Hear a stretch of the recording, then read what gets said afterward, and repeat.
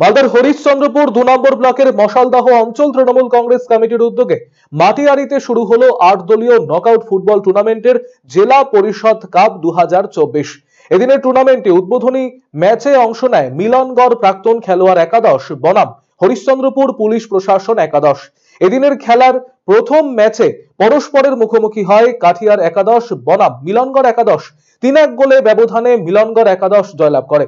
এদিনের ক্রীড়ানুষ্ঠানে উপস্থিত দুস্থদের হাতে শীতবস্ত্র তুলে দেওয়া হয় রাজ্যের মন্ত্রী তাজমুল হোসেন, বিধায়ক আব্দুর রহিম বক্সী, জেলা পরিষদের কর্মাধ্যক্ষ রবিউল ইসলাম, জেলা পরিষদের সদস্য বুলবুল খান সহ অন্যান্যরা উপস্থিত ছিলেন এদিনের এই কর্মসূচিতে। আগামী ১১ ফেব্রুয়ারি অনুষ্ঠিত হবে এই টুর্নামেন্টের ফাইনাল খেলা। মালদা জেলা পরিষদ কাপ খেলা আর কি, এটা আমাদের হরিশ্চন্দ্রপুর টু মশাল্লা মাঠে আমাদের এই খেলা তৃণমূল মশাল্লা তৃণমূল কংগ্রেসের উদ্যোগে আমাদের এই খেলা।